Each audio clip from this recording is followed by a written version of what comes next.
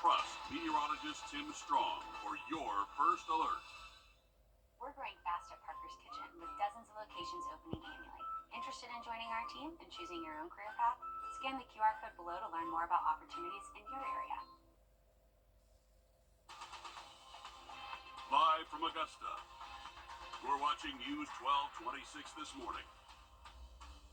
Well, it's the same, and I'm at peace with it, but most of my neighbors are not. Them and many other neighbors across the area now facing the challenge of weather as recovery continues from Helene. Here, Audrey Dickerber is live in the West Hills, where neighbors are hoping for a miracle as we draw closer to colder temperatures. She's going to join us in just a bit. Plus, a lawsuit could be handed to Fulton County's jail in the wake of a civil rights investigation. The Fulton County Jail does not adequately protect incarcerated people from violence. Those stories and much more just ahead, but first, good morning. Thank you for joining us. I'm Nick Proto. And I'm Ashley Campbell. It is 6 o'clock on your Friday. It is a cold start to your Friday, so definitely grab a jacket as you head out the door, Tim. Might want to. We're going to start falling into some temperatures a little bit colder this weekend. Much more coming up shortly. We're inching closer to colder temps as we approach winter, and concerns for debris cleanup from Helene are rising. Dozens of neighborhoods still have homes with damaged roofs. Also, some of the cut down trees are blocking street views. Your Audrey Dickerber joins us live now in West Hills as neighbors worry what recovery is going to look like moving forward. Audrey. Ashley, all across the CSRA, when you drive around, you see debris piled up on the sides of roads and lots of damage to homes and tarps covering roofs. And as safety concerns continue to arise, many wonder when the debris and everything's going to be cleaned back up again, especially with colder weather on the way. And actually, on the way here, we could see just trees leaning. Behind me, there was a West Hills sign that also fell down as well. But take a look at what this neighborhoods around the area look like currently. On Fairfield Drive, debris is stacked up taller than the average person, and over here in West Hills, many homes still have tarps on their roofs waiting for repairs. All the debris piled up has caused some frustration, especially in neighborhoods outside of major roads. Even though some people see the progress, they're hoping everything will be cleaned up sooner. Been challenging with driving, particularly. It's dangerous in the morning times. There's debris everywhere. Our neighborhood, the main street's been cleaned a little bit, so that's made it better, but there's still a lot of streets throughout Augusta, and I'm all over. I'm downtown, I'm over on this side of town, I'm kind of all over the place here, and there are definitely still some areas that's pretty dangerous to drive in. So the debris pickup, while I see the trucks out there doing it, it's also feeling like it's taking a little bit longer than, we were expecting.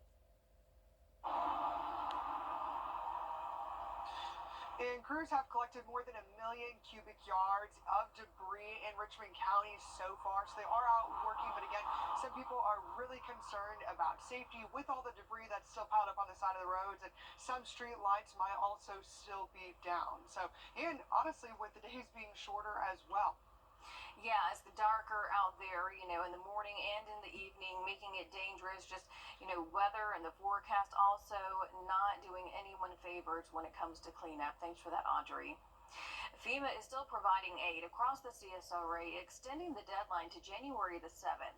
FEMA says more applications have been pouring in. We checked with some storm victims to see how the process has been for them. One woman says that it's been a smooth process. Another woman says not so much. Xavier Harris lives in Columbia County, and she says that her road to recovery is going to take a little bit longer because of a worker's mistake on her application. That can go towards rent. That can go towards something else that can kind of work, but not happening. Now I got to jump through hoops to get this taken care of now. Again, you have until January the 7th to apply for assistance. The link and the phone number for FEMA is right there on your screen. FEMA is also at the hub. That's between 8 and 7, Monday through Saturday, then from 1 to 6 on Sunday. If you live in South Carolina and suffered home damage or loss of income due to the hurricane, you may be eligible for disaster SNAP or DSNAP. You must fall below a certain income threshold. And if you already receive SNAP benefits, DSS says you are not eligible for DSNAP. If you live in Aiken, Allendale, Bamberg, Barnwell, McCormick, or Saluda, your last day to apply is today. Edgefield and Orangeburg, you have until tomorrow. After pre-registering, you'll have a phone interview, and if approved, DSS says you can expect your card to come in the mail within 3 days.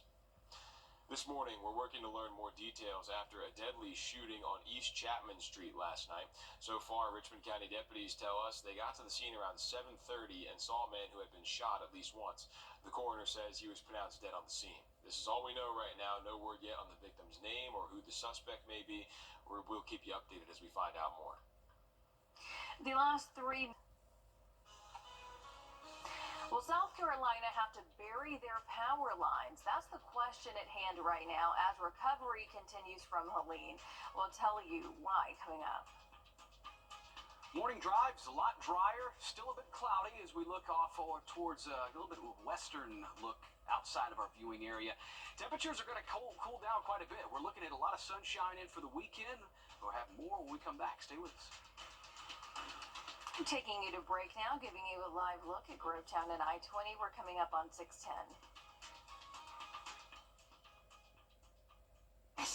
Dry.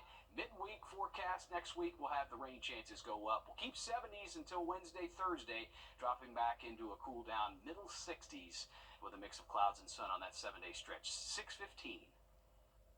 Hurricane Helene left more than 1 million South Carolina homes and businesses in the dark, many for days or even longer. That darkness sparked a common question. Will South Carolina start burying more power lines to prevent widespread outages in the future? Mary Green has the answer from leaders at the State House as well as utilities. Snap and downed power lines, a common sight across dozens of South Carolina counties in the wake of Helene, leaving many to wonder if the devastation from the storm will prompt more above-ground power lines to be buried. It'd be a good investment if you get somebody to pay for it, but, money's not free.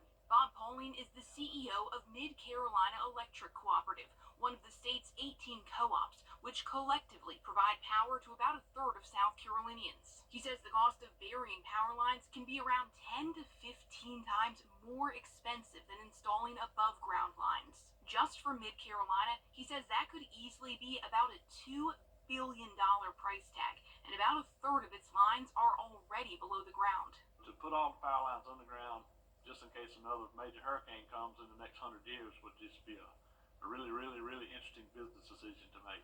State House leaders have pledged to put South Carolina's recovery after Helene at the top of their priorities when lawmakers gavel back in here in January. But based on early conversations, their focus is not on what the state's role in burying power lines might be.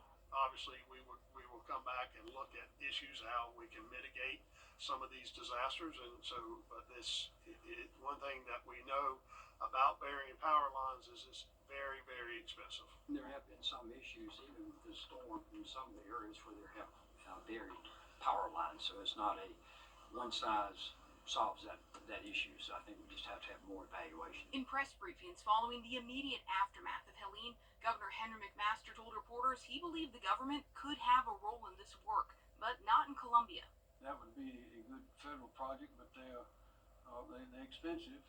But we wouldn't have some of the problems we have now if we had more in certain places. And of course, that would save us a lot of these expenses.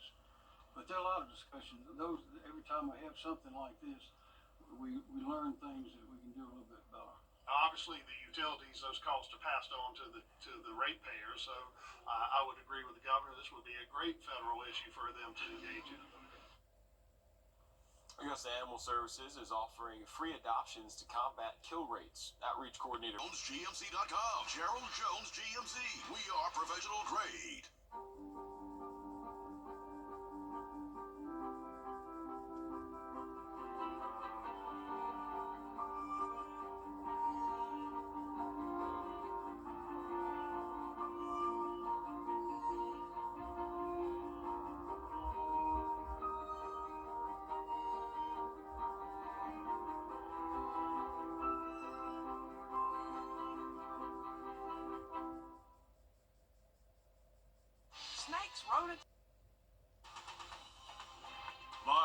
Augusta. You're watching News 1226 this morning. Cooler temperatures and rain are adding to the list of homeowner concerns as recovery continues from Helene. What they have to say coming up. Plus, the accused killer of Augusta University student Laken Riley could learn his fate today in a different courtroom setting. Those stories and much more just ahead, but first, good morning. Thank you for joining us. I'm Nick Proda. And I'm Ashley Campbell. 6:30 on your Friday. The week has flown by. We're inching closer to colder temps as we approach the winter, and concerns for debris cleanup from Helene are rising. Dozens of neighborhoods still have homes with damaged roofs. Also, some of the cut-down trees are blocking street views. Your Audrey Dickerber joins us live now in West Hills as neighbors worry about what recovery will look like moving forward. Audrey. Nick, numerous roads all across the CSRA have debris that's still piled up on the sides of roads and damage to homes and tarps over roofs. And as safety concerns continue to arise, many wonder what it's going to look like with colder weather on the way as well. Now take a look at some of this video of what neighborhoods look like now. It's been nearly 2 months since the storm hit, and on Fairfield Drive, debris is still stacked up taller than the average person. And over here in West Hills, many homes still have tarps on their roofs waiting for repairs. All the debris piled up has caused some frustration, especially in neighborhoods outside of major roads. Even though some people see the progress, they're hoping everything will be cleaned up sooner. House, we had multiple trees, but because of the way my street is designed, I live on a cul-de-sac, the debris is piled up so high you can't even see my front yard. And it's getting to be to where there's, squirrels and all kinds of stuff living in there as well. And I think it can be dangerous. And crews have cleaned up more than 1 million cubic yards of debris in Richmond County. But even on our way over here, we're over off Stevens Creek Road. You still see a lot of that debris, and this isn't a problem only in our area as well. Lots of hanging trees, lots of damage. And as days are shorter and street lights still are down in many, many roads, a lot of people are still concerned. Okay, Audrey Dickerber live out there in the West Hills area for us this morning. Thanks for that update, Audrey. FEMA still providing aid across the CSRA, extending the deadline to January 7th to apply. FEMA says more applications have been pouring in. We checked with some storm victims to see how the process has been for them. One woman says it was smooth, another, not so much. Xavier Harris lives in Columbia County. She says her road to recovery is going to take longer because of a worker's mistake on her application. That can go towards rent, that can go towards something else that can kind of work, but not happening. Now I got to jump through hoops to get this taken care of now. Again, you now have until January 7th to apply for assistance. The link and phone number for FEMA are both on your screen right now. FEMA is also at the hub between 8 and 7 Monday through Saturday and 1 to 6 on Sunday. Today, South Carolina Governor... If you live in South Carolina and suffered home damage or loss of income due to the hurricane, you may be eligible for DSNAP. You must fall below a certain income threshold, though, and if you already receive SNAP benefits, DSS says you are not eligible for DSNAP.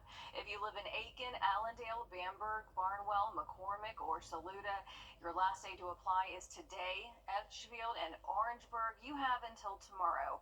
After pre-registering, you're going to have a phone interview, and if you're approved, DSS says that you can expect your card to come in the mail within 3 days. A Hepzibah man is in jail this morning after allegedly shooting someone. Darius Lester was arrested Wednesday. Richmond County deputies say that he shot at 3 victims several times, hitting one in the leg area.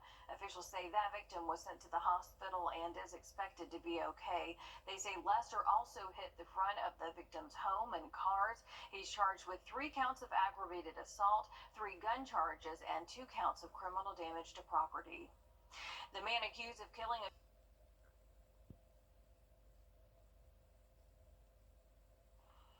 Here we go. We have just got cats all morning, making me smile. Graylee, Sabrina, and Champagne. I think I know which one Champagne is. I have a guess, yeah.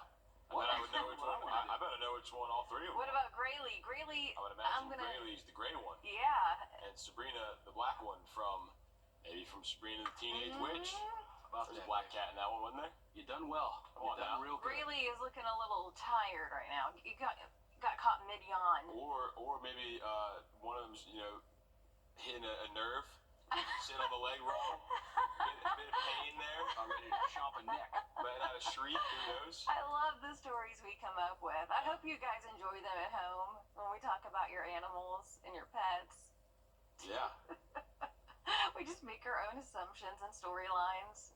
got to keep it interesting up here. Right, Keep Tim? sending Well, them. good, yeah. Let's go outside. Let's take a look here. Can't see the temps, although you kind of. There's the cool down that will be back from low 70s to mid 60s by next Thursday. 6:44. A shared responsibility to do better. That's how a state senator describes the task of the General Assembly to pass gun safety legislation next year. State House reporter Abby Casoris reports lawmakers are still split on what a plan will look like. This is a draft of the final report of the Safe Firearms Storage Committee. The report includes recommendations like updating education protocol, incentivizing safe storage, and keeping guns away from kids under the age of 18. In September, a 14-year-old student at Appalachia High School killed 4 people and injured 9 others. According to the Barrow County Sheriff's Office, he hid an AR-15 in his backpack, a firearm purchased by his father. And I will forever remember September the 4th and the impact that it not just had on me personally, but the impact that it had on the work that I think is required of this study committee. State Senator Emmanuel Jones says meeting after meeting, preventing more deaths has become a driving purpose. His committee report includes testimony from parents who've lost children to gun violence, intentional and unintentional shootings that could have been prevented by safe storage. I have lived through what could happen when guns aren't properly stored. He is recommending child access prevention laws, adding penalties, as well as incentives for safe storage devices. Heather Hallett has been advocating for change for over a decade. I have 3 children myself. We've endured numerous scares and lockdowns and, shootings at school and at parties, at gatherings. The idea of losing a child to something that's preventable, that's the why. That's why I'm out here. Republican leadership, including the Speaker of the House and the Lieutenant Governor, have both said they'll support incentives for gun storage. She's hopeful the full list of recommendations could make it to the governor's desk for his signature. Really, honestly, have some hope and a little bit of faith that there's going to be something in the middle that we can do in Georgia. The recommendations include the creation of a statewide office to research the root cause of gun violence and a statewide alert system for students flagged for dangerous behavior. In Atlanta, I'm Abby Casoris. Nearly a year into the infamous YSL trial, newly